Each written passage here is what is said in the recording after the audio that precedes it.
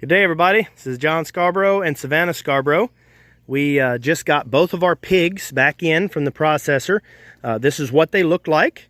I just wanted to do a little video today. I wanted to show y'all everything that we got back. Closer to the end of the video, we're going to have a full list of everything that we got. Now, we're not going to put exact pounds of every single thing. We will tell you exactly what each pig weighed. These are two pigs sitting on the table right here. But we're going to give you a whole list of all the different types of cuts that we got. So stay tuned for that. That's going to be in this video. But I wanted to just kind of show y'all what this looks like. Go over a little bit about what our process is that we like to do here. I'm kind of adjusting out a little bit on the camera, so y'all bear with me on that. But I just wanted to kind of show y'all some of this, you know, what it looks like, what you can expect when you process an animal and when you're getting that animal back home. Now, of course, we've got labels on them because these are for resale. But whether you are reselling them or not, the process is pretty much the same once you get it back home. So, Savannah, kind of talk to us just a little bit about some of the stuff that we're seeing on top here. You don't have to tell us everything, but just some of the cuts you're seeing right off the bat. Let me start with some of the stuff that is more common. Okay. We got ground sausage. And that's a recipe that they did, right? No, this is just pure ground. That's just pure ground. That's not even sausage, really. It's just ground pork. Yeah. So, this is breakfast sausage. Okay, so that's the recipe that they did. Yeah. It's got salt, black pepper, red pepper, sage. Yep. And I think a little bit of sugar. So that's their recipe. Yep. So we just kind of looked into that and did their recipe. We may do our own recipes later on down the road, but for now, we just did their recipe on the ground sausage. But other than that, the ground, just plain old ground pork, you know, you can get that too, because this is not smoked, right, Savannah? No, I don't think so. Yeah. So if anybody was worried about the sugar or anything that's in those recipes, you can just get the ground sausage instead and mix your own stuff up. And we got the pork sausage because we had people ask for it. Right. Right. So first you know, we'll try it. We'll see how we like it. Bacon. Everybody knows bacon. Everybody loves bacon. I mean, to me, that's like the best reason to raise your own pig, so you can have some bacon. These are about 1 pound packages. Yep. And you can get these done up. I mean, if I was doing this for myself, I'd probably do them in more like a 3 pound package. Or, well, 1.5. I mean, because we eat, normally if we're eating bacon, we eat maybe 1.5 pounds or something like that. Yeah. But, you know, sometimes you don't always know what all your customers want. Yeah. We got ribs. So, yep. It's a good looking set of ribs. And these are, I'm going to give you an estimate. We'll give you an exact number later, but these are about 250 pound pigs. That's what we finished them out. Then we've got some different ones. Boston butts. They're about almost 5 pounds. Mm-hmm. And I'm seeing that some of their weights are rubbing off. Apparently they didn't write on these very well. So that's something we'll have to do. Because when you sell by the pound, you need to know. Yeah, you got to know the pound. Yeah, so that is something you may have to, if you have any of those issues. That to the side. Don't let me forget. Yeah, we'll talk to them about that. So we got several that's Boston butts in there. Yeah, they're really nice size actually for like 2 people. The ones I buy from the store. And then we get everything, guys, because regardless of whether we can sell it or not, we're going to get it for ourselves. We're going to get all the fat and all of that stuff. You know, and that's something we like to get. And if you're doing that for yourself, you're getting the animal yourself, then you just kind of think about that. You know, you can do all kinds of different stuff, and you want the best bang for your buck. So loin chops, that's what technically they're called. These are they're bone in, maybe. I'm not sure. We'll try some. I forget. There's different. You have to kind of know. I forget how they said it, but there's certain ones that are bone in and certain ones that are boneless. So you have to be particular about what you classify it as. Yep. Yep. So there's 2 in a pack on those. There's quite a few. And we're talking Half-inch thick. we're talking about this as if you're going to be reselling this, but not everybody, not all of our viewers are even going to be reselling this. Yeah. You know, some of this, whether you're reselling or not, you know, most of this applies. You're going to get the same kind of cuts and everything, but you can do different things. You can package it more specifically for yourself. You know, like if you raise that animal yourself or you buy it from somebody who raised it, if you decide, if you know that you want more chops in one package, you could easily do more packages. Yes. Another thing is that we do for our own selves is we do brown paper rather than vacuum seal. What do you think about the brown paper, Savannah? For me, I would rather do paper Yeah. than vacuum seal, just because. So why do we use vacuum seal? Why are we doing vacuum seal here? Because when we are reselling, our customers like to look at it. Right. You know, when you look at a steak, I mean, anything, you want to see how much fat is Right. on it, how much marbling. Right. And we do spend a little bit more for that vacuum seal. It costs more, so we have to charge a little bit more to pay for that. But you can see why, if someone's coming to buy this, you can see why they're going to want to be able to see what they're buying. They want to see the marbling. They want to see the fat in the meat. You know, that's something they want to be able to see. So when you're getting ready to sell this to a customer, a lot of times we'll sell this, the vacuum seal, for the most part, but we do offer the option to our customers for the paper, for the brown paper wrap. But if you're doing it for yourself, I would highly suggest save the money, do the brown paper. We've seen it last for several years. This vacuum seal is supposed to last longer, but I mean, we've gotten 3 years, haven't we, Savannah, out of brown paper? Yep, as long as you don't tear it. I mean, Yeah. it can sit in there, and and actually, just because, like, most of the time the meat is wrapped in wax paper anyway, Right. and then it has the paper Over top of it, yeah. on top of that. So I would say, personally, if you got a good place, a good processing plant that actually does a really good job, I would suggest just saving the money and trying that. But guys, we're going to come back to this video here in just a little bit.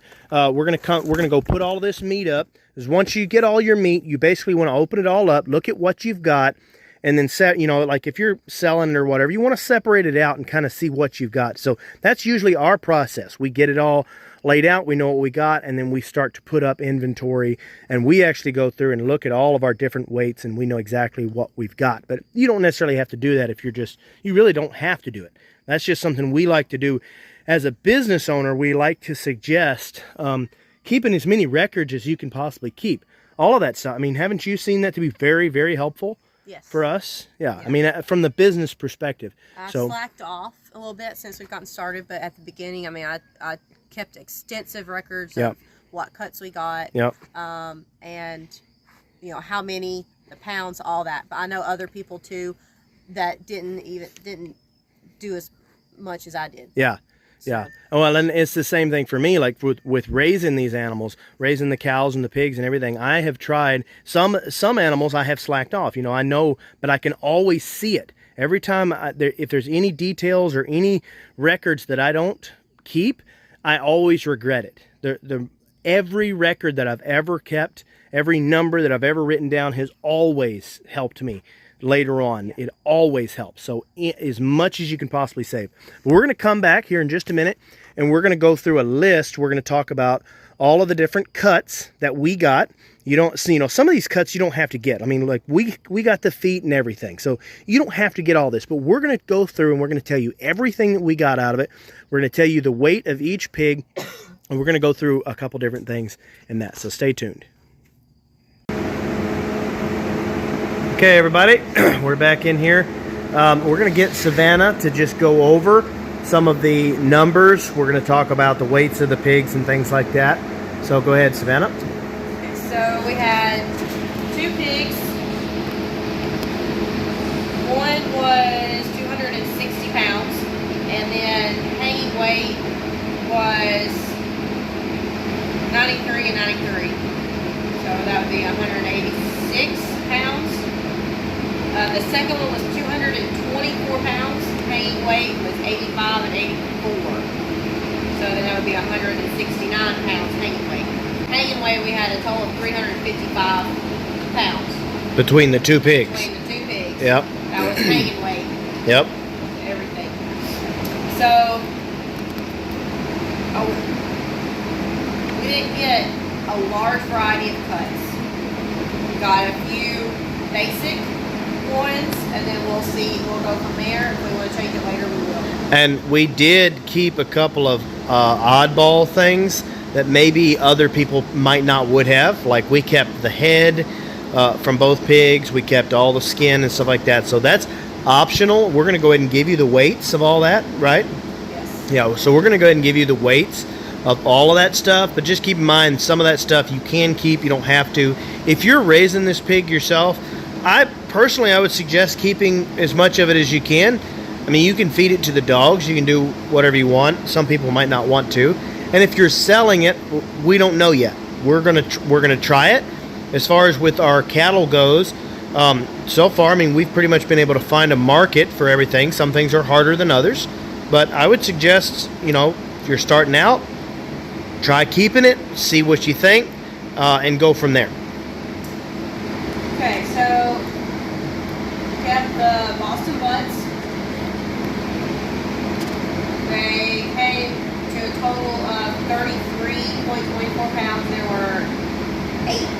1, 2, 3, 4, 5, 6, 7, yeah, 8 of those out. So 4 Boston Butts per pig. Total of 33, a little over 33 pounds for Boston Butts. So 4 shoulder roasts at 25, a little over 25 pounds. Then we had 4 loin roasts at a little over, almost 14 and a half pounds. And then we did loin chops.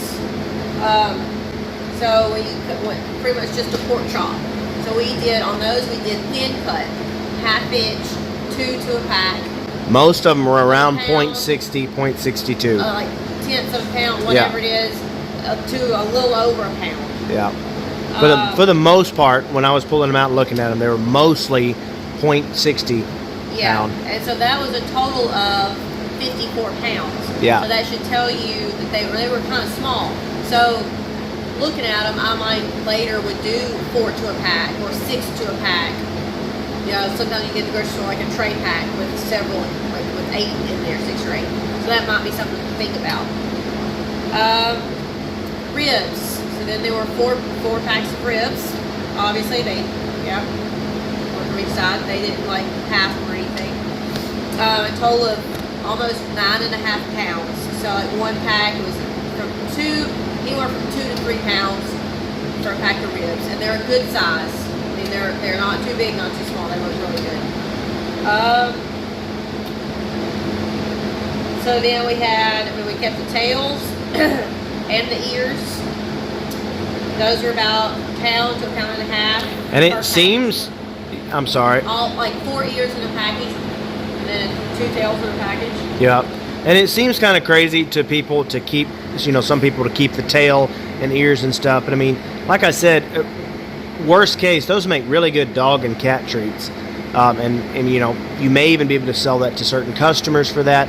But you would be surprised, a lot of different people are actually, they like seeing stuff like that. So if you are selling it, some people kind of like the fact that you have oddball options. Now, the downside to it, if you are selling it, is that is inventory that you have to store that can be a little bit hard to get rid of. So there are ups and downs, but I would definitely consider, you know, look into it, think about it, and see what works best for you. But if you're doing it for yourself, I would look into how to cook all that different kind of stuff. So then we kept the heads. They halved the heads, so we had 4 packages. That was almost 22 pounds. The feet, 2 feet per package, so we had 4 packages. That was like 9 pounds. The skin, we had multiple packages. 1 big pack, some smaller packs, almost 24 pounds. We had 5 bags of bones, and they did. I requested 2-pound bags of bone, so it was right there close to 10 pounds. We had a couple of bags of fat, which was a little over 4 pounds. So then, let's see. And I really think, guys, one thing you could do with your bones or even your tails and all like that is just put it in, like for pork. That has a lot of flavor. I would really think the worst case, you could put that into a pot with beans, with anything like that. Even the tail. If you just took that tail and cooked it in a big pot of beans and then pulled it out, if you can get past the thaw, pull it out and throw it away afterwards or feed it to the dog or whatever, that's going to give a lot of flavor. So that's just kind of my first thought on that. Yeah. Okay, so then the last ones that we did was the ground. We did just plain ground sausage. So we pretty much did half and half. We did 18 packages at roughly 1 pound each, give or take a few ounces of just plain ground pork. I've got to get the wording right because when it's just ground and you don't add anything to it, it's just ground pork. Now, when you do sausage is when you add ingredients. So we did the other half, like 19 packages of breakfast sausage, because we had people requesting that. And then last of all, we had 25 1-pound packages of bacon. So what you could say if somebody was butchering a pig, getting one of these processed for themselves, one of the things that you could do is you can just pretty much say there's going to be about 19 pounds of ground meat. If you ground the least amount possible, then you'll have about 18 pounds of ground meat. Okay, and in talking about all that, we forgot to mention that we still have hams at the processor. They were cured and now they're being smoked, and so he had said that they were going to be, he estimated about 15 pounds of ham, and so we went ahead and halved them. So that's going to be 60 pounds of ham right there. 60 pounds per hog you're talking about, or total? No, just yeah, total. 60 pounds total. Total meat. Yep. Give or take, yep. We're not for sure. So then we said that hanging weight for those 4 halves was 355 pounds. And out of everything that we unboxed and put in the freezer, added all that up, 270 pounds. So when you subtract those numbers, you have about 25-ish pounds that is unaccounted for. It's going to be waste. Yeah. All that stuff would have been waste is what. Yeah. No, there is actual waste. That is actual waste. Don't know. So it'd probably be just like a bone here or like a little trimming or something like that. Yeah. You just never know. Yeah. But the point is that that amount, there was a lot of stuff that wasn't waste because we got the head and the skins and all like that. And worst case, guys, you can always render a lot of that stuff down, render the fat off of that, and you're getting, if it's beef, you're getting tallow, if it's pork, you're getting lard. So that's, a lot of people talk about how bad that is for you, but if you're talking about grass-fed, grass-finished beef, or you're talking about foraged pork, and animals that are eating a lot better diet, that, to me, that's a lot of some really good cooking oil. So that's something we do. If we don't do anything else, we always get that out of it. And when you think about the calories that you're getting out of that, that's a lot of extra calories for sure that you can use to feed your family. And thinking about it, that 25 pounds might have just been shrinkage from bacon being cured. Yeah, easily. It could easily be the shrinkage from that. From my memory of working there, like working in anytime, like when they're smoking those hams, anytime they're smoking anything or anything like that, there's always going to be size loss. And so even like when we did dry aged beef, the steaks and stuff got, I don't know, it looked like 50% reduction in size. It shrunk a lot. So from what I remember, when you do pigs, there's not a lot of waste. Yeah. Especially with all that fat, you keep it all. And that's one really good thing about raising pigs for yourself and for your own family is there's just so much good quality there. But let's go ahead and keep wrapping up with the video, Savannah. That's pretty much it. Have you given the weight for the bacon yet? Weight for the bacon? Yes, yeah. I did. I said that I thought I did.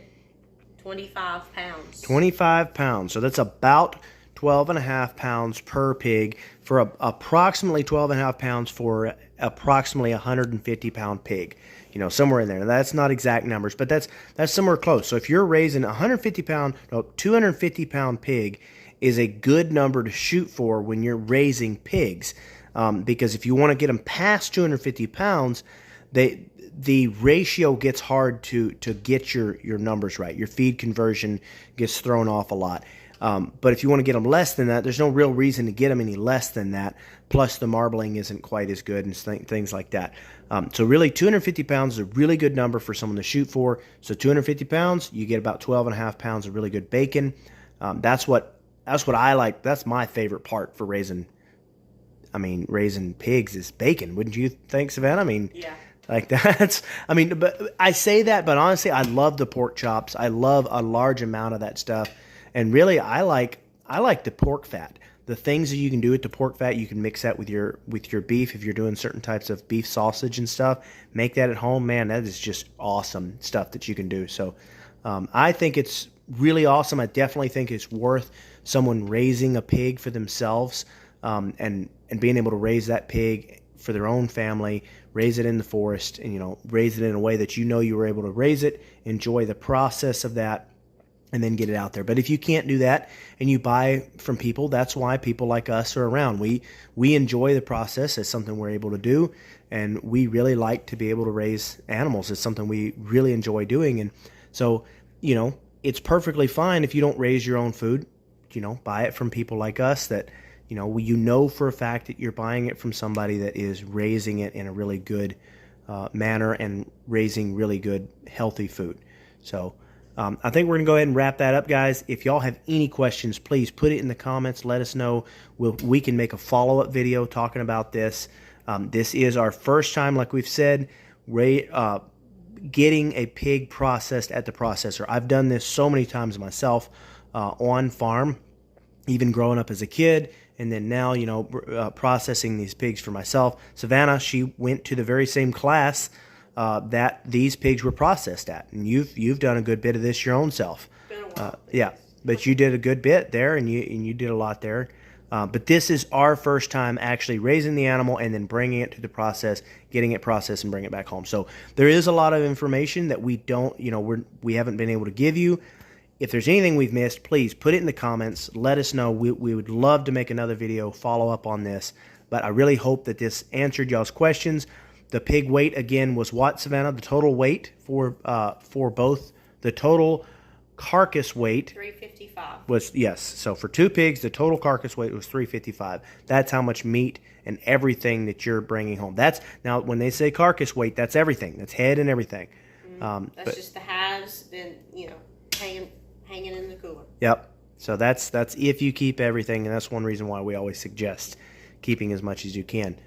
But even if you didn't, like when we're looking at that, there's still a huge cost savings. Even if you didn't keep the skin or anything, there's a massive cost savings for sure. So anyway, guys, we're going to wrap this video up. We just wanted to touch on this a little bit. It's always a little bit of a late night once we get all the meat in, because we got to get it in. You got to put all the numbers in, we like to put all of those numbers in, exactly how much weight there is and everything, put it all down in inventory, and then we got to get that into the freezer, so that it doesn't thaw out. So it's always a late night for us, but we enjoy it. So anyway, guys, as always, don't forget to like and subscribe.